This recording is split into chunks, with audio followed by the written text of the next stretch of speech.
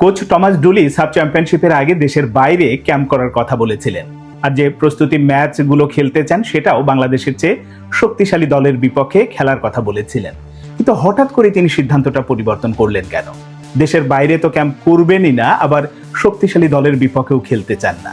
এটা কি শুধুমাত্রই তার কৌশলগত কারণেই সিদ্ধান্ত পরিবর্তন করলেন, নাকি তিনি পরিবর্তন করতে বাধ্য হয়েছেন? এর পেছনে অন্য কোনো কারণ আছে?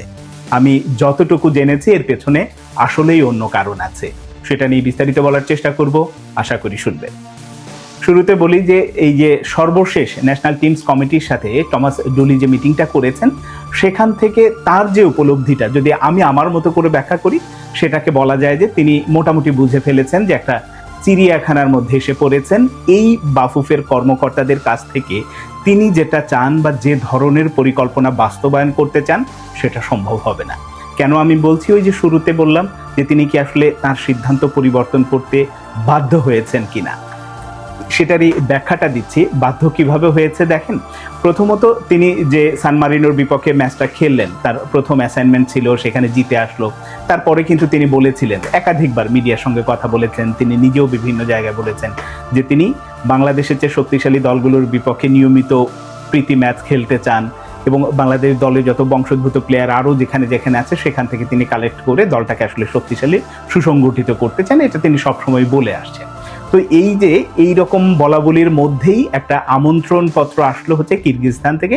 সেখানে কিরগিজস্তানের বিপক্ষে খেলার, ওখানে বোধহয় একটা 3 জাতি টুর্নামেন্ট হবে, সেখানে বাংলাদেশকে আমন্ত্রণ জানানো হয়েছিল, কিন্তু সেই আমন্ত্রণ ফিরিয়ে দেয়া হলো। এটা কি শুধুমাত্র, যেটা আবার তিনি বলেছিলেন যে কিরগিজস্তান অনেক শক্তিশালী দল, তাদের বিপক্ষে খেললে হারলে মানসিকভাবে আসলে পিছিয়ে পড়বে, ব্যাপারটা কি তাই? ব্যাপারটা আসলে তা না। এর পেছনের যে কাহিনীটা সেটা হচ্ছে যে এর আগে যখন হামজা চৌধুরীর অভিষেক হলো বাংলাদেশের জার্সিতে বা বাংলাদেশের মাটিতে যখন খেললো, তারপরে যতগুলো ম্যাচ খেলেছে, বাংলাদেশের ফুটবল প্রেমীদের যে উন্মাদনাটা দেখেছেন, গ্যালারি ভর্তি, টিকিটের জন্য হাহাকার রীতিমতো, এবং ফুটবল ফেডারেশন ওখান থেকে রেভিনিউটা আয় করেছে। এবং ফাহাদ করিমরা খুব ভালোভাবেই জানেন এই সেপ্টেম্বর উইন্ডোতে যদি ম্যাচ আসলে দেশের বাইরে না খেলে ঢাকায় আয়োজন করা যায়, তাহলে শুধুমাত্র হামজা সমিত সোমরাই না, তো এবার তো নতুন আরও এক তারকা যোগ হচ্ছেন, তিনি হচ্ছেন ফারহান আলী ওয়াহিদ।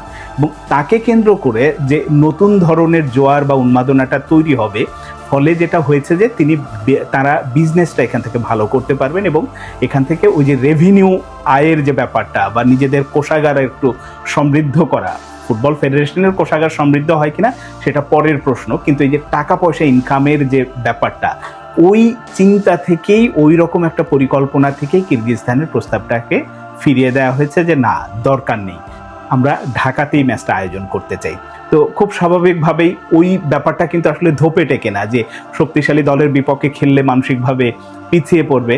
আমরা যদি একেবারে পার্শ্ববর্তী আমাদের সাফের মূল প্রতিদ্বন্দ্বী ভারতের সাথেই তুলনা করি, ভারত ব্রাজিলের সাথে তো খেলবেই, সেটা না হয় ধরলাম প্রীতি ম্যাচ, ওটা একটা প্রেস্টিজিয়াস ব্যাপার এই কারণে, কিন্তু তার বাইরে তারা কিন্তু নিউজিল্যান্ডে গিয়ে নিউজিল্যান্ডের সাথে 2টি প্রীতি ম্যাচ খেলবে, তারাও হাই র্যাঙ্ক দল, দুটো দলের বিপক্ষেই ভারত হারবে। তো এই হারার অর্থ কি তারা মানসিকভাবে পিছিয়ে পড়বে? কিন্তু খেলতে হবে। আপনার যদি ভুল ত্রুটিগুলো শুধরানো বা এই খেলোয়াড়রা যে বড় দলের বিপক্ষে খেললে মানসিক যে শক্তিটাও বৃদ্ধি পায়, সেটাও তো বাড়ানোর দরকার আছে। ফলে ভারত কিন্তু ওই পথে হাঁটেনি, ভারত শক্তিশালী দলের বিপক্ষেই খেলছে, কিন্তু আমরা সেখান থেকে পিছিয়ে এসেছি। এই কারণে টমাস ডুলিকে দোষ দিয়ে লাভ নেই। টমাস ডুলি চেয়েছিলেন শক্তিশালী দলের বিপক্ষে খেলতে, কিন্তু ফুটবল ফেডারেশনের কমার্শিয়াল চিন্তা থেকে বা নিজেদের টাকা পয়সা রোজগারের কারণেই আসলে কিরগিজস্তানের প্রস্তাবটা ফিরিয়ে দেওয়া হয়েছে। এখন আসি যে দেশের মাটিতে শক্তিশালী দলের বিপক্ষে তো খেলাই যায়। হ্যাঁ, আমরাও চাই যে রেভিনিউটা আসুক, বাংলাদেশের মানুষ নিজেদের দলের খেলা দেখতে পারুক মাঠে বসে, এটা একজন ফুটবল প্রেমী হিসেবে আমিও চাই। তাহলে শক্তিশালী দলের বিপক্ষেই তো খেলা উচিত। কিন্তু টমাস ডুলি এখানে আবার বলছেন কেন যে না, শক্তিশালী দলের বিপক্ষে আসলে খেললে মানসিকভাবে পিছিয়ে পড়বে, খানিকটা নিজেদের মনোবলটা নষ্ট হয়ে যাবে। ব্যাপারটা কি আসলে তাই? আসলে তা না। এর পেছনের কাহিনীটাও হচ্ছে এই, যদি সেপ্টেম্বরে ম্যাচ খেলতে চায়, তাহলে আপনাকে দলটাকে কনফার্ম করতে হতো আরো 2 মাস আগে, আরো 1 মাস আগে, যেটা ভারত করেছে। আরো 1.5-2 মাস আগে হচ্ছে নিউজিল্যান্ডের সাথে তারা ম্যাচ কনফার্ম করে।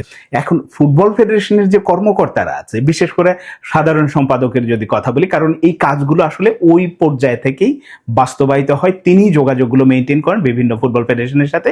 তো আমাদের যিনি সাধারণ সম্পাদক আছেন তুষার সাহেব, তার ক্যাপাবিলিটি, সক্ষমতা, এটা আসলে আমরা সবাই জানি। স্বভাবে ব্যক্তিগত পিএস ছিলেন, সেখান থেকে হয়েছেন এখন সাধারণ সম্পাদক।